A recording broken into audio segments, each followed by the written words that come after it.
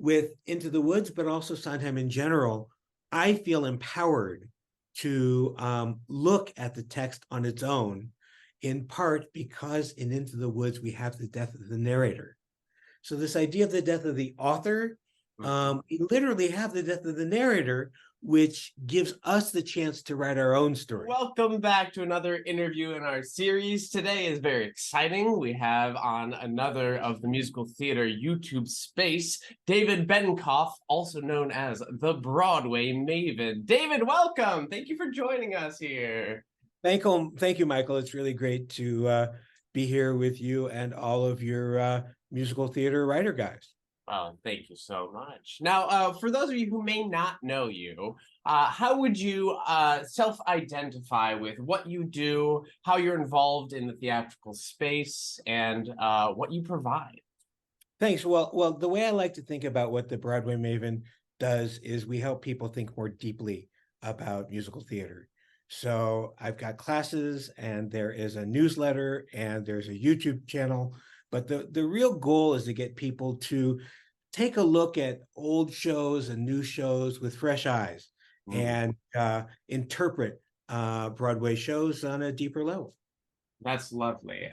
The interpretation idea, looking backwards, I think is very interesting, something we'll definitely explore a little later on when we get to our main topic for today. But I know that you consider your classes Broadway appreciation classes. Right. Can you say a little bit more about what that means and what those classes are like? Sure. So a lot of what we do is we'll take one show and we'll look at some of the numbers and some of the themes and some of the ideas. We'll look at the history of the show and the meanings of the characters and the plot and the lyrics. I just try to peel back the specific layers of the show to try to get at what's really going on. Yeah, which is lovely. I feel like that's a lot of work that writers and performers and anyone actually working in the space does all the time.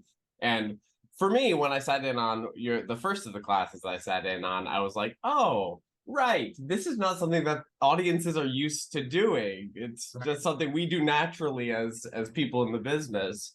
So what sparked that idea for you? Well, I've been a fan of Broadway for a very long time, since I was quite young, and I also like art interpretation and literature interpretation, and to really get my my hands dirty. And there's so many layers in Broadway shows that it's really fun to see what's there. And as we've mentioned with Sondheim, there's even more. Oh, there is so much with Sondheim. He may be the deepest to delve into, in my opinion. Yeah.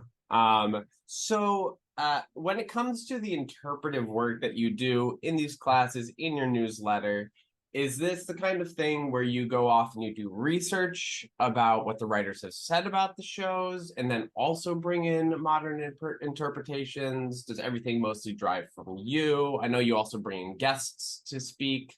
How does that work? I like to deal with the text itself, right? So I'm less interested in what Sondheim or Rodgers and Hammerstein said they were trying to do than what the text is there and what I can figure out about it. An example that I recently came up with was I realized that Judd Fry, who's the villain in Oklahoma, has a name that is short for Judas. And he's the villain, right? So now, do I know that Oscar Hammerstein put it there on purpose? Well, we do know that the name was originally Jeter, so he did put in a name, and I think it's interesting and meaningful that he picked a name that is one of the biggest villains in Western society. Is it there on purpose? I don't know. Can we find it there? For sure. Yeah. This is a lot of fun work, right? When you get to sit down and make connections about things within a show that we don't know if they were done on purpose, but it doesn't matter because the connection is still there. I totally agree. I've got one that I'm currently working on that's really it is a stretch, but I think ends up being lovely, which is in A Little Night Music.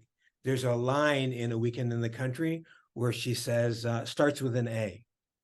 And A in Western literature is the Scarlet Letter, which represents shame and adultery and regret and hypocrisy, which are the themes of A Little Night Music and the themes of the Scarlet Letter. And is Sondheim trying to make a reference to that other work of literature? I don't know, but if I can find it in there, then that can be fun. Yeah, absolutely. Yeah, that's interesting. And I also wonder how often, again, we'll get more into this, but I wonder how often these things show up on the page because of conscious thought versus unconscious thought. Because I've definitely gone back to my work where there are nuggets I dropped in specifically, but sometimes I'll find something or an actor will point something out in my writing and I'm like, oh, yeah, no, I guess I did do that, didn't I? Like, Yeah, because we can't help but bring so much of ourselves to the work. sure. It's here's another one I was thinking about, Merrily We Roll Along, which there's this big conflict between the composer and the lyricist. And I've been thinking about how in Sondheim's own life, his desire to be both composer and lyricist at the same time could be represented in Merrily by the conflict between the composer and the lyricist, which represents what Sondheim would have liked to have done in his own career. Absolutely. That is interesting. I've had that thought before as well, or I guess that ponderance. Especially in those moments where Sondheim has spoken about how he feels like he boxed himself in with a certain musical phrase, perhaps, and then he enjoys that puzzle, right, of figuring it all out. But the way he speaks about the music side and the lyric side is interesting because I don't often hear in his writing or his interviews him saying that like this just popped out of me onto the paper, music and lyrics, right? It's often like this battle between the flow of it and then the nitty-gritty work of it.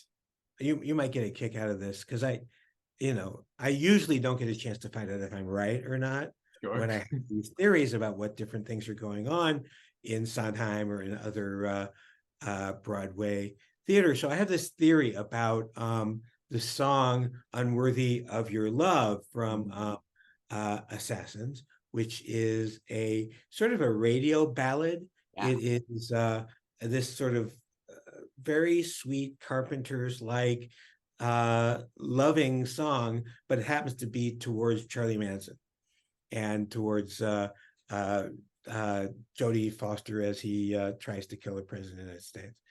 And so my theory was what Sondheim was saying is, yes, I know that unbeknownst to me, Send in the Clowns became this big radio hit. It wasn't on purpose. And I'm going to make sure it never happens again because I'm going to do another radio hit, except for I'm going to do one that could never be played on the radio because of what the content is. Yeah. So I saw John Weidman at BroadwayCon, and I said, "Am I right?" And he said, "Well, I was there when he wrote it, and I can tell you, he was simply trying to write for the character." All right. Yeah. So sometimes you get the answer. Sure. And I don't think that's too much of a leap to make. I mean, how often did Stephen Sondheim say that he was never really intending for his music to end up on the popular radio? Right. It's just not what he was aiming toward. And of course, the times changed anyway, as far as what became popular on the radio versus Broadway and how that split came about. But that is very interesting. I actually played John Hinckley in Assassins in college, and that was one of the things I noticed about that song right away. I was like, wow, this is the most pop I've ever heard Sondheim sound. Exactly. And yet it's got that twist to it. Yeah, delightful. I love it. All right, so I've got a few questions to warm us up into our topic here. Sure. I'm going to say you're not allowed to say Stephen Sondheim for this answer. No problem. What musical theater writer's work do you gravitate toward the most? Perhaps maybe their work shows up more often in your classes, or maybe it's Yeah. just personal. Oh, I'm a big Howard Ashman fan. I love his lyrics. I love the sophistication of his lyrics, the playfulness. Boy, did we lose some great talent when he passed. Yeah, he was a huge influence on me growing up. Really? Yeah.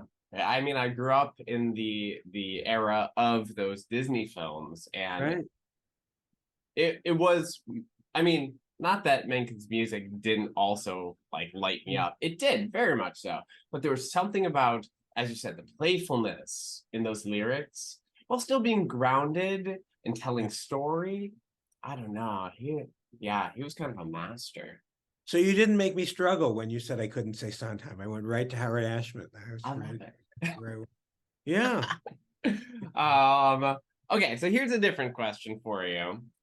So with you working on like in the Broadway sphere on YouTube, with your newsletter, with your classes, it's kind of a two-sided question.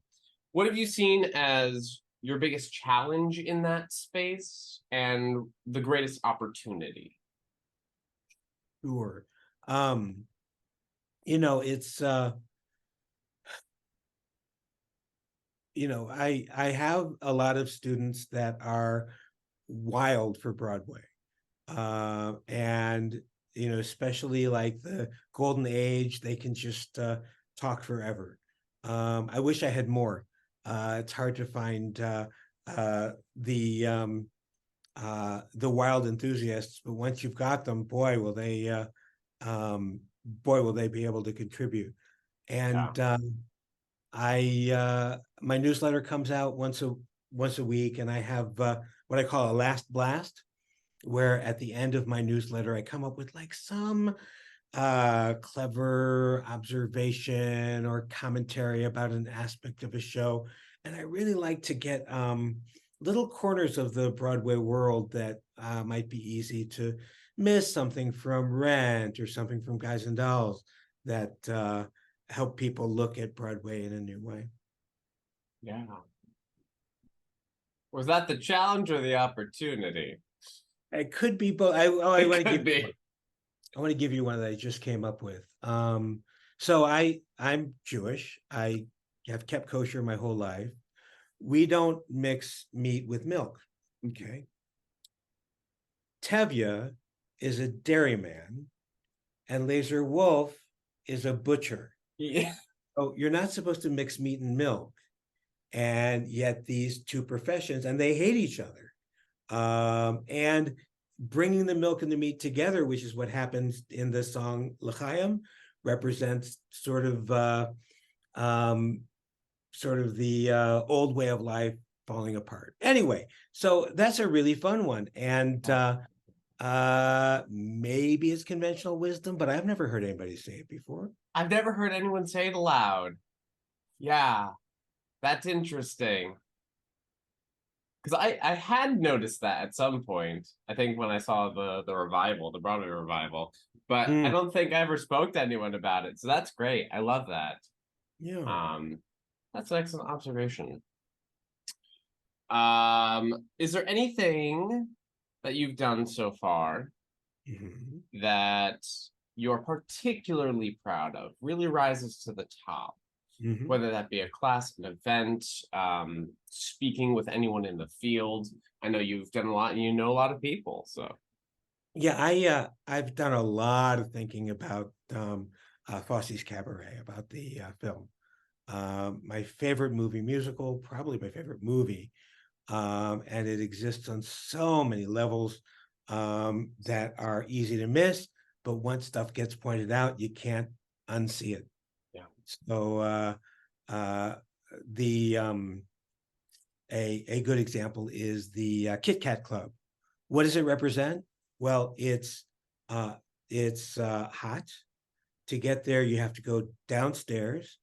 The colors are red and black, You've got a male leader who's holding what looks like a pitchfork, right? It's hell. The Kit Kat Club represents the Weimar Republic as it descends into hell, and it's easy to miss. But once you see all those things, they're right there. It's a great film. It is. And so how's that connect with what you're most particularly proud of? Oh, I just like analyzing the heck out of brilliant Broadway, and it is it's just a great film. I'll give you another example. I have this theory about Elsie, where she talks about having this roommate who I used to have a girlfriend known as Elsie, with whom I shared 4 sordid rooms in Chelsea. So Elsie doesn't actually represent a person. It is a character that Sally Bowles knew in this story that she's singing. So Elsie doesn't exist as a person in real life. Elsie is somebody that Sally Bowles is singing about. But who is Liza Minnelli singing about when she sings about Elsie? Ooh. She's singing about her mother. Wow, yeah. Right? That's interesting. And when you see the performance, now, of course, Kander and Ebb didn't write it that way. Yeah. But when you look at the performance, you can totally see Judy Garland's face on Liza Minnelli when she sings Cabaret. And it just enhances the viewing of the film to get this new perspective on it. Yeah. Oh, I love that. That is so interesting. It's been a very long time since I've seen that film, but now I want to go back and watch it just specifically for that. I was watching just like 2 weeks ago a compilation of moments of Judy Garland singing, where the point of this video was pointing out moments where she was clearly singing about her family. Oh, and you okay. could see it in her face in the performances. And that's very interesting to think about Liza singing about her mother, which I'm sure happened quite a bit throughout her career. I just have this image that before Liza went on to sing the Cabaret song, that Fosse went and whispered in her ear, "Sing about your mother." And then that's the way it happened. I have no idea, but it makes it more fun to watch. Exactly. It does. Interesting. Yeah. Is there a show that got you originally hooked into musical theater? You said that you got hooked pretty young. Sure. I live in St. Louis, or I grew up in St. Louis, where the Muni is the largest outdoor theater in the United States. And I grew up seeing shows every summer at the Muni. My first show, I was 4 years old. I saw The Wizard of Oz at the Muni. And the Wicked Witch that they had was literally the best casting you could possibly have for Wicked Witch. They had Margaret Hamilton. Oh my God. I know, because she was young in the movie, right? So in 1974, she was old. The actress was old, and the witch was old, so it worked perfectly. And I remember my parents saying, "It's the real witch," and of course, I thought it was a real witch. I love that. Oh my gosh, what I wouldn't have given to see that performance. Isn't that classic? That's amazing. Yeah. That is an excellent casting choice. That is amazing. All right. And then a year later, it was Annie, and just a lot of pleasure in seeing shows. And I think though that a lot of people would probably name those two titles right away. I know for me, I grew up on both of them, and they definitely sparked a love of musical theater for me as well. Though I don't know that I've ever seen The Wizard of Oz live on stage. I think I've only seen the movie. But I did love that movie. It's so well done. Well, it's interesting because it is several years before Oklahoma. the film, and yet it's got like several I Want songs, and it's like got the structure of a Broadway show in a way that may be more mature than one would expect before, 4 years before Oklahoma was even around. Yeah. Well, that actually brings up something interesting. This could be a whole nother topic for another day.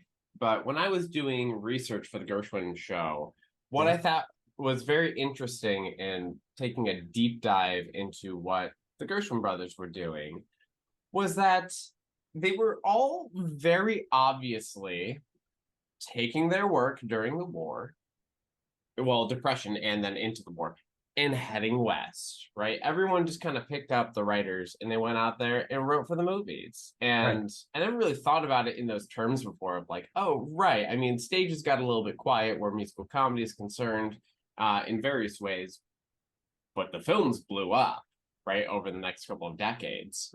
Some of our most talented people, Irving Berlin was writing for Hollywood, and folks that are Broadway people, the money was in Hollywood, so there's a lot of writing going on out there. Yeah, and then the return to, if you will, return to Broadway for the beginning of what we consider the golden or gilded age of musical theater, I think is watching that transition happen is very interesting, because some people clearly stayed out west where others were bi-coastal, and some people just never left New York City. And you get kind of this lovely little split in the type of writing that comes out during that period. All right, one more question that'll pivot us into our topic. Okay. Do you have a favorite Sondheim song? A favorite Sondheim song? I think On the Steps of the Palace from Into the Woods is just terrific. Just all the rhymes and all the playfulness. And you may have heard when I presented on this at BroadwayCon, this idea that Cinderella is singing on the steps of the palace, and she also has stepsisters and a stepmother, and a step is the difference in pitch between one note and the next, and Cinderella is the one who gets pitch on the stairs and who uses pitch to capture the giantess, and it steps it all, the musical terms and the physical aspects. It's really fun. It is. Yeah, I thought that was super interesting because I watched that clip that you had posted from BroadwayCon, and I hadn't really thought about that before, especially the idea of pitch and step in combination, which I think is really interesting with that ostinato that moves throughout the bass of that whole song, that kind of indecision sound of that da da da da da da da da da da da, that just kind of I don't know, drives the momentum of the entire piece while everything else is happening above it. I thought that was very interesting. You can almost see her kind of like waffling with one foot here, 1 foot slightly below, and got to make a decision. That was good. I like that. Yeah. Let's talk about BroadwayCon. So you did a panel on Sondheim. How did this come about? Who was involved? Okay, so I like teaching young people, and BroadwayCon attracts a lot of young people, and so I had this idea of going and just learning more about it, and maybe finding ways that I can use it to grow my business. And I went in, I got in on their list, and then on a Friday it said Sunday is the deadline for proposing sessions. Like, I can propose a session. So I said that Gail, who teaches Sondheim with me, and Peter, who is an expert at Sondheim and has seen every first run Sondheim show except for Anyone Can Whistle since Funny Thing Happened. Then I thought, okay, I've got a few people set up. Wouldn't it be great to have Howard Ho? So I sent Howard an email saying, do you want to be on a BroadwayCon panel? And within a half an hour, he wrote back. So we had him too. Lots of fun. That's fantastic. And the topic was? The topic was, I Know Things Now, remembering Stephen Sondheim. Which is lovely. I'm a little bit surprised that a Sondheim panel wasn't already set up, but how wonderful that you were able to propose that and get right on in and do this panel. I only saw the 10-minute clip, but it looked like a super interesting panel on analysis with Sondheim. Can you tell us Yeah. a little bit about what was spoken about? Well, sure. Like I said, Peter talked about having been to all of these first run openings of Sondheim shows. Howard shared his theories of where Sondheim was an innovator and where Sondheim was a traditionalist. Gail shared things that are easy to miss about Sunday at the Park with George, and I did the same thing with Into the Woods. That's lovely. Yeah. In the First of all, I wish I had been available. I would have loved to have gone to that. But in the clip, you talk about something that I love, this concept of the death of the narrator, and just expanding that into how we can analyze things, specifically in Sondheim. Where did that idea, well, I know where the idea sparked from. I bet the audience can guess, but let's talk about it. Where'd the idea spark from? I get accused of finding stuff that doesn't really exist, or really stretching, or digging around and finding things that are probably not in there on purpose. And it's a basic concept of interpreting Western art, is that it's the text itself that matters, and not the biography of the person who wrote it, and the psychology, and the setting, and all that stuff isn't what matters. It's the text itself. And with Into the Woods, but also Sondheim in general, I feel empowered to look at the text on its own, in part because in Into the Woods we have the death of the narrator. So this idea of the death of the author, we literally have the death of the narrator, which gives us the chance to write our own stories, which is part of what's fun with Into the Woods, and certainly with Sondheim in general. Absolutely. And I don't think Sondheim really held back as far as how he felt about people interpreting his work. No. He was always very gracious about it. Yeah. There's a quote from, and I think it's from Sondheim on Music, from that set of interviews, where he's talking about the cast album, the original Broadway cast album of Company, I believe it was. And the interviewer was asking him about how the casting came to be, where there were some people in that cast who were not considered singers. I believe Elaine Stritch was in particular being brought up. And I love Sondheim's answer of just, once a voice has been put to the character, that is the voice I have on that character forever. I can see 1,000 interpretations of it, and it's still that person's voice. And I love that, because it shows that, yes, he's partial to what came first, but he's so open to what comes next. Yeah. She's just terrific, and it's fun as she gets older to see her move from Ladies Who Lunch to I'm Still Here. Yeah. Watching her perform I'm Still Here is still jaw-dropping, and I've seen it done multiple times, but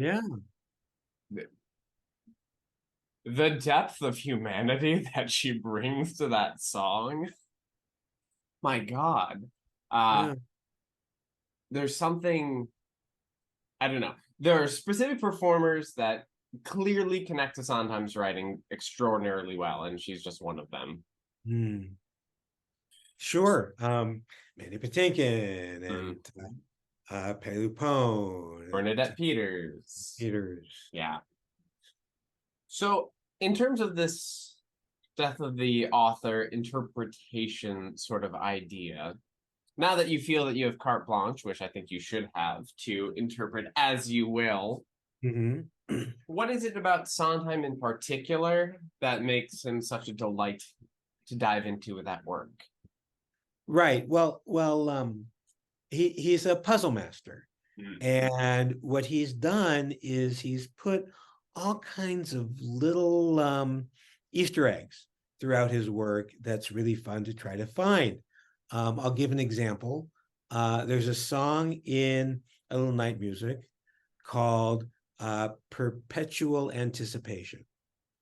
And there's a character in A Little Night Music named Petra and a character named Anne. So perpetual anticipation. It sure seems to me, because the names are too similar for Sondheim not to have put them there on purpose. And it's just sort of fun that the lyric exists and turns back in on itself. That is interesting. I've never put that one together. I have three Sondheim anagrams. Okay, All right. please. So the one that a lot of people have done is he pens demon hits.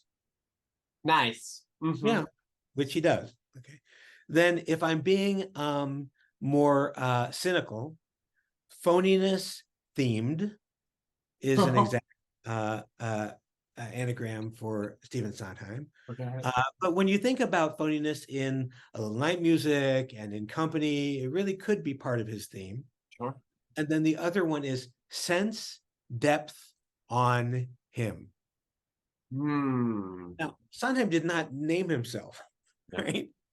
But these things are just sitting there waiting to be discovered. The other one I really like about Sondheim is Oscar Hammerstein the letters can be mixed to spell, is a Macher's mentor. Macher is a big shot, right? Oh, Oscar Hammerstein spells out is a Macher's mentor. So wow. yeah. That's fun. What made you dive into this line of thinking and wordplay?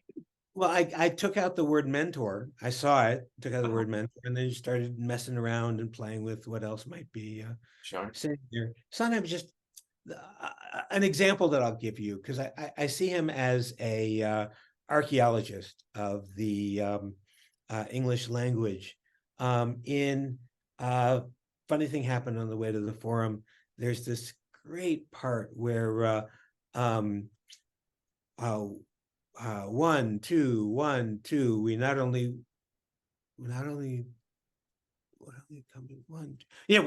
fought, but we won. 2, 1, 2, 1, 2. We not only fought, but we won 2.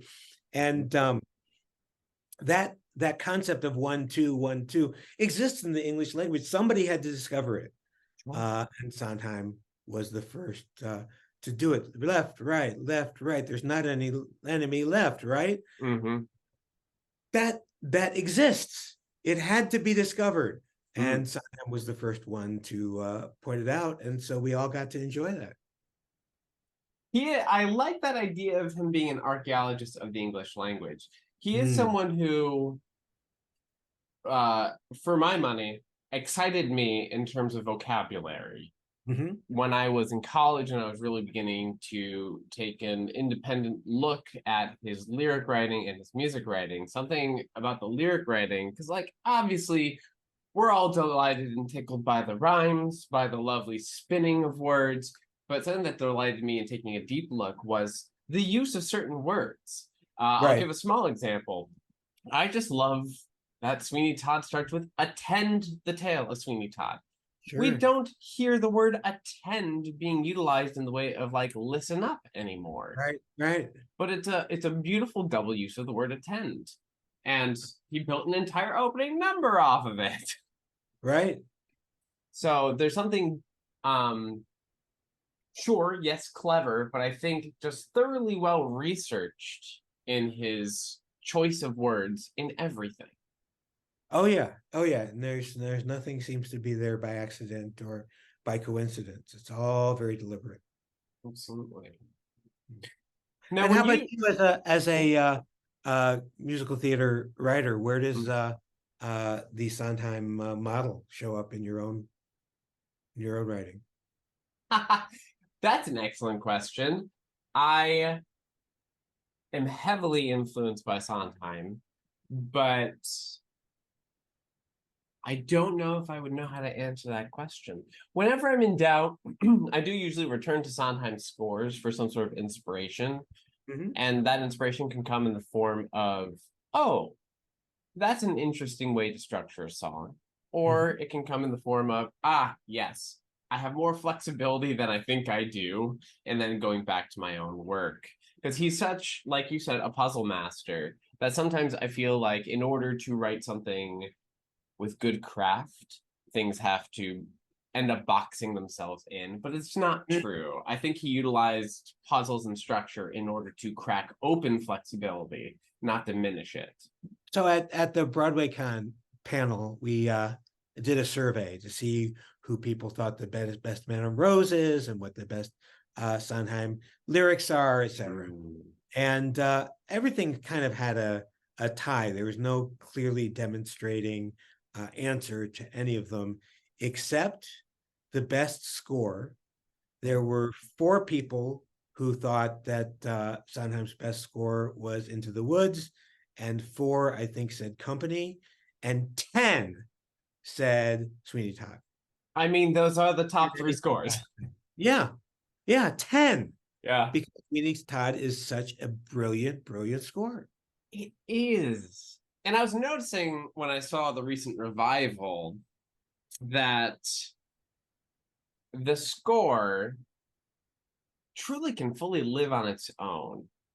I mean, I've seen it on stage multiple times. I've listened to it 1,000 times, but truly, you take all the visuals away, listen to that score all the way through, and you're still getting the full Sweeney Todd experience, which I adore about it. I think it was Jonathan Tunick who once called Sweeney Todd Sondheim's tour de force, and I don't think he was wrong. It's a brilliant, brilliant score. Now, out of curiosity, what would you say makes that score brilliant? Sondheim breaks down his scores, certainly with Into the Woods, and he does this with Sweeney Todd and West Side Story, where he'll take a little bit of a bit of music and turn it upside down and backwards on itself. In Into the Woods, it's the Bean theme, da da da da dum, and it's the Dies Irae in Sweeney Todd, and you just gotta be paying attention to all these little tiny bits of music and how he turns them around and creates something so beautiful. Yeah, that was the biggest musical lesson I took away from Sondheim, was precisely that. The ability to build entire shows off of a set of motifs. It's just a few themes done differently and then repurposed, or as you said, turned on their head in order to tell the story or give a moment of character development. Yeah, so I realized something just recently.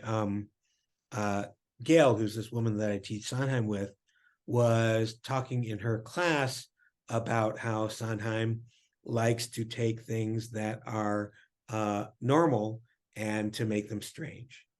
And I said, so he likes to take things that are familiar and make them peculiar. And that is what he does. Something familiar, something peculiar. And he also does the opposite. He takes things that are peculiar, like a reverse storytelling story, like with Merrily We Roll Along, or a Japanese tale like we have in Pacific Overtures, and he makes them familiar because he puts them into a musical theater milieu that makes it more make more sense. So that's Sondheim. He does something peculiar and makes it familiar, and vice versa. Absolutely. And I love, again, this is Sondheim on music. I love listening to him talk about how if a because he fully recognizes that he pulled the canon, right? He took musical theater and he was like, how far can we go in this direction? But he didn't want to lose his audiences. He knew better than that. And so always giving them something to hold on to while stretching in a direction, which goes to this idea of familiarity versus something more peculiar very well. And a very specific example that I love from one of those interviews, he said, you can put anything over pedal tones and the audience will buy it. Because if there's a 1, 5, 1, 5 over and over again, that is comfortable enough in Western music where anything goes over top of it. And I've experimented with that myself. And he's right. Yeah. If you give one little something, a nugget that audiences feel good about, you can really stretch what the music and the lyric are doing otherwise. It's fun. Cool. All right. Is there anything about Stephen Sondheim and his work or your analysis of his work that you would feel remiss if you did not bring it up today to my lovely audience of writer friends? Sure. So I just love the lyrics to West Side Story, and I was thinking about Something's Coming, where he talks about there's all kinds of nature imagery about the moon and about the river. I don't have the lyric in front of me, but all kinds of naturalistic imagery, which works because the jets are mechanical and the sharks are naturalistic. And so even though you expect that that Tony is really a jet and sleek and urban and mechanized, you kind of see that he really is a shark because of all the natural language that he uses in his output. So, may I push back on that? Sure. I would say, firstly, because there's also imagery of the door and the latch. There are mechanical images in that song as well that maybe he actually falls somewhere in between just naturally. Could be. That's fair. Could be. Who knows? Could be. You're welcome. All right. Last set of questions here as we wrap things up. Sure. Do you have a favorite non-musical theater hobby or activity or interest that you don't get to talk about?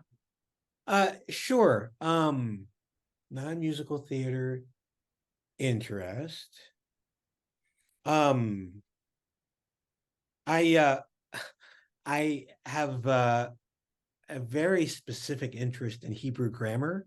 I used to teach biblical grammar, and I like very specific mathematical and symbolic systems, and the grammar of the Bible fits in that category. Probably not what you were looking for, but no, I love that. That's exactly what I'm looking for.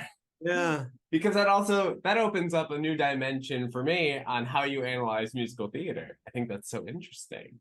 Very, very fine tooth comb. I love that. I love that. Do you have something big that you haven't done yet? Maybe a program, an event, a business, a hobby, a goal, a something brewing somewhere that you know you want to make happen?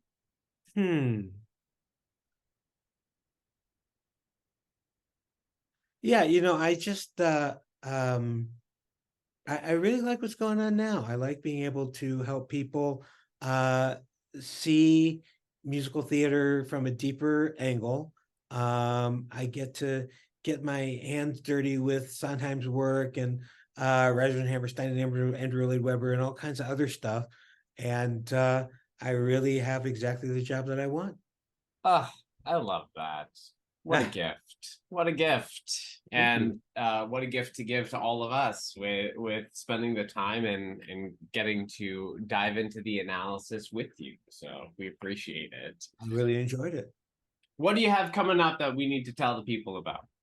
Sure. So there is I'm co-teaching a master class on Sondheim every Tuesday, or starting the second Tuesday in August for 4 Tuesdays in a row. We're doing Company, a little night music, Merrily We Roll Along, and Into the Woods. I'm co-teaching it with Peter Felicia, noon on Tuesdays, and you can go to thebroadwaymaven.com to sign up. Wonderful. And where can people otherwise find you on the interwebs? That's probably the best way, is to go to thebroadwaymaven.com. You can find my YouTube channel there. You can sign up for my newsletter. Comes out every Thursday. It's called the Broadway Maven's Weekly Blast. And you also have a paid newsletter as well, yes? Yeah, the newsletter, the first issue of every month is free, plus every week the main article plus a couple of the last blasts are free. And if you want more, then you have to pay for the paid version. Wonderful. And links for all of that will be in the description below, everyone. Sure. David, thank you so much for being here today. Thank you. It's an absolute pleasure to talk with you always. So thank you all very much for being here with us. And until next time, cheers, everyone. Thank you all for being here with me today, and I'll see you again soon. Cheers.